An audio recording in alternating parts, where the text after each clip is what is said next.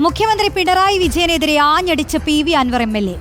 RSSുമായി ചേർന്ന് മുഖ്യമന്ത്രി മതസൗഹാർദ്ദത്തിന്റെ കടക്കൽ കത്തിവെക്കാൻ ശ്രമിക്കുന്നു. മുഖ്യമന്ത്രി പിണറായി വിജയന് RSS മനസ്സെന്നും PV അൻവർ വിമർശിച്ചു.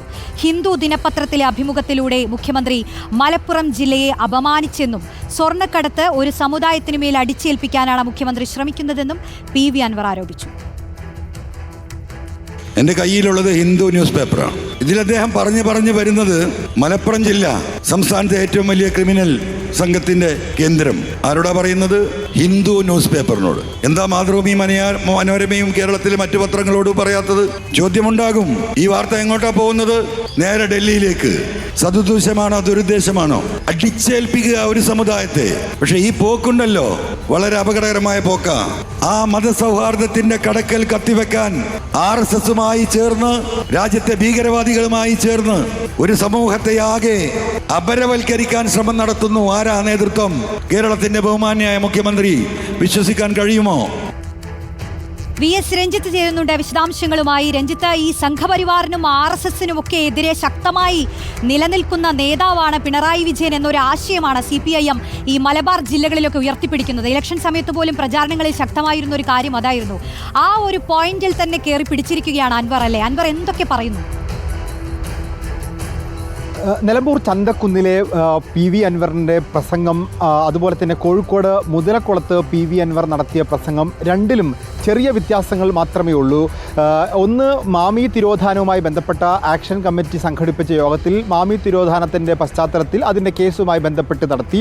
മറ്റൊന്ന്, നിലമ്പൂരിൽ ഒരു രാഷ്ട്രീയ വിശദീകരണ യോഗമായിരുന്നു. അത് തീർച്ചയായിട്ടും അദ്ദേഹം അവിടുത്തെ MLA എന്ന രീതിയിൽ അവിടുത്തെ ഒരു ഗ്രൗണ്ട് സപ്പോർട്ട് ഉണ്ടാക്കുക എന്ന അർത്ഥത്തിൽ നടത്തിയതാണ്. പക്ഷേ രണ്ടിലും നമുക്ക് സാമാന്യമായി കാണാൻ സാധിക്കുന്ന ഒരു കാര്യമുണ്ട്. ADGP MR അജിത് കുമാറിനെയും സംസ്ഥാന സർക്കാരിനെയും CPMനെയും മുഖ്യമന്ത്രിയെയും പ്രതിക്കൂട്ടിലാക്കാനും ഈ ഒരു കോക്കസിനെ പൊതുമധ്യത്തിൽ ഇകഴ്ത്തി കാണിക്കാനുമുള്ള ശ്രമമാണ് നടന്നിട്ടുള്ളത്. അതുതന്നെ ഒരു പുതിയ രാഷ്ട്രീയ പ്രസ്ഥാനത്തിന് രൂപം കൊടുക്കാനും പുതിയ രാഷ്ട്രീയ നീക്കത്തിനുമുള്ള ശ്രമം ഇവിടെയും മുതലക്കുളം മൈതാനത്ത് നടത്തിയിട്ടുണ്ട്. മാമി തിരോധാനം മാത്രമല്ല, കോഴിക്കോട്ട് വടകരയിലെ മറ്റൊരു കേസും റിദാൻ വധക്കേസും ഒക്കെ ആയിക്കൊണ്ട് പോലീസിൻ്റെയും ആഭ്യന്തര വകുപ്പിൻ്റെയും വീഴ്ചയെ നിരന്തരമായി കുറ്റപ്പെടുത്താനും പോലീസിലെ സംഘീയവൽക്കരണത്തെക്കുറിച്ച് RSS വൽക്കരണത്തെക്കുറിച്ചുള്ള പ്രചാരണത്തിന് ആക്കം കൂട്ടാനും ഒക്കെ ഇവിടെയും ശ്രമിച്ചിട്ടുണ്ട്. അതോടൊപ്പം തന്നെ മുഖ്യമന്ത്രിക്ക് കൃത്യമായി മറുപടി കൊടുക്കാൻ ഹിന്ദു ദിനപത്രത്തിൽ, ഒരു ദേശീയ ദിനപത്രത്തിൽ മുഖ്യമന്ത്രി കൊടുക്കുന്ന ഇൻ്റർവ്യൂ അത് മലയാള ദിനപത്രങ്ങൾക്ക് കൊടുക്കാതിരിക്കുകയും ദേശീയ ദിനപത്രത്തിന് കൊടുക്കുകയും ചെയ്യുന്നതിന് രാഷ്ട്രീയമുണ്ട്. പ്രത്യേകിച്ച് ഉത്തരേന്ത്യയിൽ ഈ കേരളത്തെയും മലപ്പുറത്തെയും ഒരു സമുദായത്തെയും ഒക്കെ ഇകഴ്ത്തി കാണിക്കാനും RSSൻ്റെ കയ്യടി നേടാൻ വേണ്ടിയിട്ടുമാണ് മുഖ്യമന്ത്രി ഹിന്ദു ദിനപത്രത്തിന് ഒരു അഭിമുഖം കൊടുക്കുന്നത് എന്ന അർത്ഥത്തിൽ തന്നെയാണ് അദ്ദേഹം പറയുന്നത്. ഒരു സമുദായത്തെ കള്ളക്കടത്തിൻ്റെ സമുദായമായി, സ്വർണ്ണക്കടത്തിൻ്റെ സമുദായമായി ചിത്രീകരിക്കുന്നത് വലിയ തിരിച്ചടിയാകും എന്നൊരു മുന്നറിയിപ്പ് മുഖ്യമന്ത്രിക്ക് കൊടുക്കുന്നുണ്ട്. അതോടൊപ്പം തന്നെ ജമാഅത്തെ ഇസ്ലാമിയുടെയും തീവ്രവാദികളുടെയും ഒക്കെ പിന്തുണയാണ് PV അൻവറിന് കിട്ടുന്നത് എന്ന തരത്തിലുള്ള CPMൻ്റെ പ്രചാരണത്തിനും ശക്തമായ മറുപടി കൊടുക്കാൻ PV അൻവർ ഈ പ്രസംഗത്തിൽ, രണ്ട് പ്രസംഗങ്ങളിലും ശ്രമിക്കുന്നുണ്ട് എന്നുള്ളതാണ്. ഇന്ന് പാലോളി മുഹമ്മദ് കുട്ടിയൊക്കെ മലപ്പുറത്ത് പറഞ്ഞത് PV അൻവറിൻ്റെ യോഗങ്ങളിൽ ആളെ കൂട്ടുന്നത് ജമാഅത്തെ ഇസ്ലാമിക്കാരാണ് എന്ന മട്ടിലാണ്. പക്ഷേ ഇവിടെയൊക്കെ കോൺഗ്രസിൻ്റെയും ലീഗിൻ്റെയും ഒക്കെ അണികൾ അദ്ദേഹത്തിൻ്റെ പ്രസംഗം കേൾക്കാൻ വരുന്നത് നമ്മൾ കാണുന്നുണ്ട്.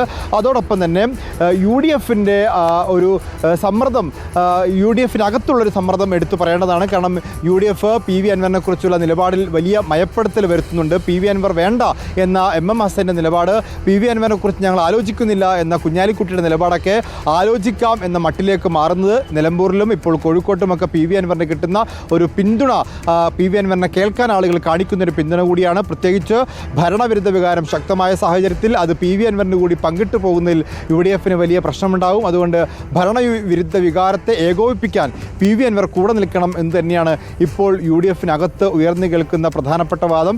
PV അൻവർ ഇന്ന് കോഴിക്കോട്ട് മാത്രമല്ല, നാളെ ഏറനാട്ടും പിന്നീട് മഞ്ചേരിയിലുമൊക്കെ ഇത്തരം യോഗങ്ങൾ വിളിച്ചു കൂട്ടുന്നുണ്ട്.